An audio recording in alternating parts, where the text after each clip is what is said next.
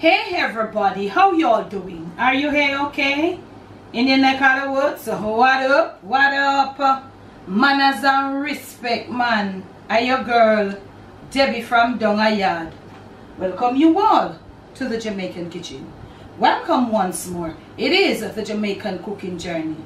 If you're new right on over here, special welcome. Those of you who were there with me from the beginning of this journey and you are still here, manners and respect. If you're having a birthday whenever you're watching this video, if it has already passed, happy belated, and if it is today, happy birthday, and if it is to come for the month of October, happy birthday when it comes. On today's episode of the Jamaican cooking journey, this journey will not be a very long one today. It's gonna be a real short journey. The journey today are gonna be really short. And even though it's short, it look like me never properly prepared for the camera. I guess there was just too much rain. A lot of rain fell, family. A lot of rain. If the rain fell on Sunday, I honestly am not gonna lie, I was really scared. But anyway, I'm still here. So I'm thanking God. I am honored to be here. Yeah, I'm honored to be here. So now we won't be doing anything art today. We'll be preparing a little appetizer. Okay, Margaret, you want to shoot them up on what we have? And I guess you have already seen the title. Yeah, we're going to be preparing this little Jamaican appetizer that is so loved. Maybe the younger people don't know it that much, but the older ones my age and a little older people a little younger too might know it. We're going to be preparing some Solomon Gundy. It is not a dish, it is an appetizer. You know, most times it is the people that goes to the bar, they use it. Just like when they use a little peppered shrimp to pep up themselves. It can be used at the games, whatever the game they have play, pool, whatever sitting down game, anyway you have gather. That's what it is good for. And this is, we're using some smoked red herring. This is what we're using, and there is a video. I am going to leave the link in the description for you, and this is what the thumbnail almost look like with a red herring there and all of that. That video, I am sending you to watch that video because that video shows how you prepare the red herring from how it looks right now. This is how you get it, and this is how you want it before you start the preparation. So that video has already been done for you. Smoked red herring, that's what we use to prepare this dish and all of that. So now what we are going to be doing, we are going to be, I have already stripped and I have deboned this fish to the best of my ability. It is salty, but you don't want this dish all fresh. You don't need to boil this red herring. Okay, I have never boiled. I have probably 1 or 2 red herring dishes up there, and you don't boil red herring. It's been cured with the smoked and salt. So all you want to do when you go to the video, it will tell you. So I'm going to be pouring just a little hot water over this, and when I pour it over it, I'm not going to leave it onto it, and I'll show you, and I also will tell you why. So I'm pouring the hot water over this just to get, this is a little cleansing process, and also to take off some of the salt, but remember I just said to you it's not supposed to be fresh. Okay, so I have poured it just once, and I'm gonna be leaving it here to drain. This little dip, it must come out on the browner side. So if you start to boil this red herring, it are gonna lose all the brown color. So I just use the hot water to take out some of the salt, and there are some other little bones here, but as we go along we can pick them up, but try to get out most of the bones. But look here, you would have to go be one special genius to get out all of them fine bone here, you know. So you'll see what we'll be doing with it, and then you will see at this point it is okay with these little bones in here. So I'm going to leave it to drip there now, drip dry, and then probably when I come back I'll tot it onto some hand towel. It's not supposed to go in here wet. Okay, so I'm leaving it there to drain off and all of that. Remember, as I tell you, you don't want to lose this dark color, because this dip must finish with a dark brown color, more of a tambourine color. So I'm leaving it there to drip. I'm gonna get it all towel dry, and when I return, we'll be putting all of, it's just easy, it's not anything hard. We'll be using our food processor to pulse it a bit, and I'll show you. It's just so easy. I'll show you how I do mine. Other people do theirs their way. This is my version, and I'll show you what you do it with, and I also will tell you the beverage that it's best with. So may soon come. Okay, now family, I'm back. I have dried it to the best of my ability. Now, some people put scallions and onions, and this thing must be spicy. It must have a little salt in there. What I'm showing you is my take on it. Pepper is a must, Scotch bonnet pepper, but the Scotch bonnet pepper, especially seeds, it must be dried. So I haven't got any dried pepper Scotch bonnet. So I am using some of my red pepper flakes, which is just as good. So may I use both this because it must be spicy. If it's spicy, this is the only thing that I'm using in there that is gonna bring out the spice. So me use a reasonable amount. I'm putting some sage, some dried sage.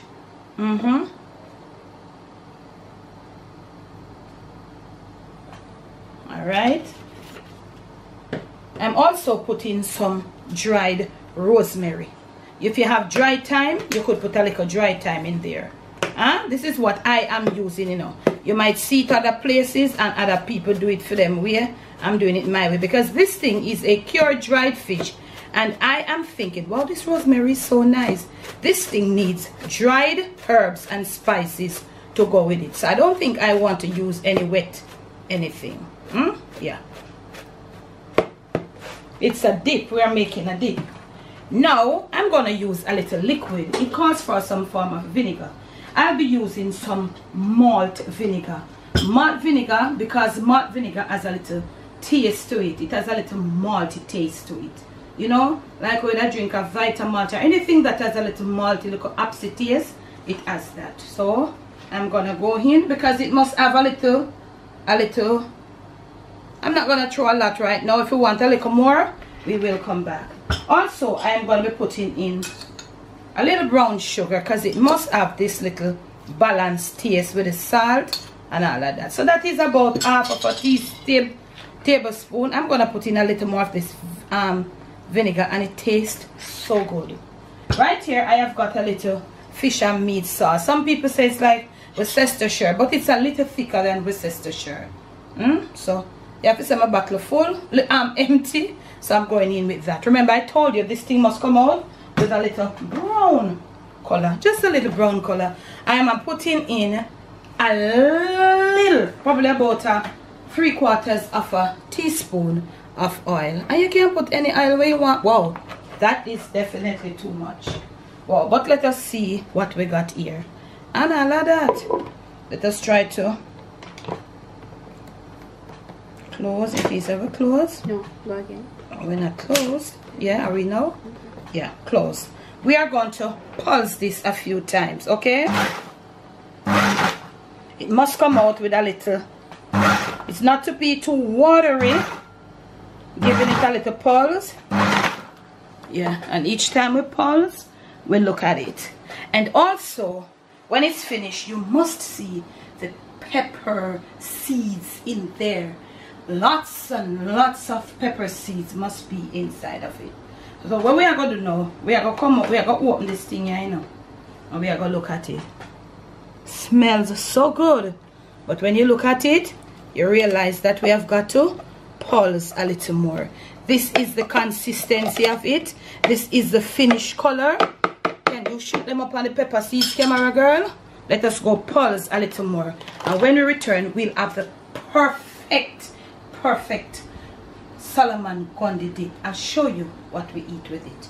Miss won't come. So we are right back, family, and this is how it must look. That pasty consistency, a little bit of sheen, and that's a perfect Solomon Gundy color. Okay, I'm gonna go now, and I'm gonna, it's served as a dip, and it's served with the Jamaican water crackers, anything that is sort of, you know, unflavored in crackers and crispy, it goes well with it. So I'm gonna go plate out some and present it to you and all of you who don't remember it. Well, on a whole, we would always buy it in the supermarket. It was always done packaged and in the supermarket. And let me tell you something about this little appetizer thing here. It is not something to eat at whole heap and full of belly and belch and, you know, the signature belch and carry on. It is just something to whet your appetite, to give your palate that little taste. It is just this, just as I show you with the saltfish and the crackers. This is something almost the same. It's just that this has a smoked flavor. So all of you who know Solomon Gundy, most people buy it in the supermarket. Most people would buy it, you know. And don't turn up your nose about this dish because of the smoked red herring. You could also use the boneless one. It would save you some time. I am not sure if the boneless ones have the same flavor. I thought I saw it in the supermarket but didn't pay much attention. But the bone-in ones, it is like almost 500 Jamaican dollars per pound. So this thing is pricey. I'm gonna plate out some for you, show you the perfect beverage for it in this season here.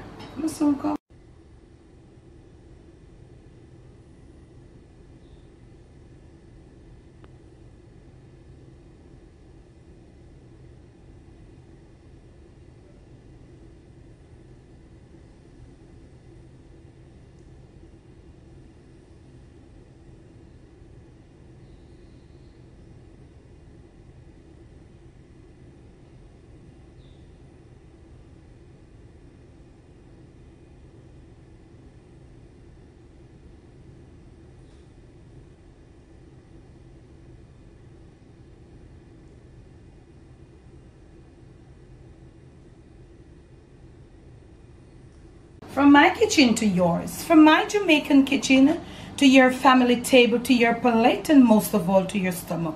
It is Debbie's Solomon Gundy. Debbie's Jamaican Solomon Gundy. It's my way. Please do enjoy. Now this is always best had with a cold beer, any beer of your choice.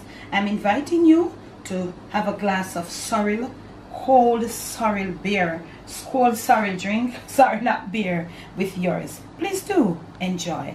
Once more, if you have liked this video, just remember to give it a big fat thumbs up. Remember to make sure you're subscribed to the Jamaican cooking journey. When you do subscribe, remember to hit the notification bell. If you're a person my age and you remember all of this, make sure you talk to me in the comment section. This is something you just place on your center table, on your back porch table. This is as much for 3 people. It's just an appetizer, and it's always, as I said, add with some form of crispy, unflavored crackers, preferably the Jamaican water crackers or tough crackers. Remember to make sure that you get your order for your black cake in, and your sauces, of course. The number will appear right across the screen as we speak. Remember to make sure you check the description of the videos for all that you need to know, for Cash App, for PayPal, and all of your info, email, and all of that. Remember to be you, do you, and make sure you do yourself some Jamaican Solomon Gundy, and make sure you end up with this color, nothing less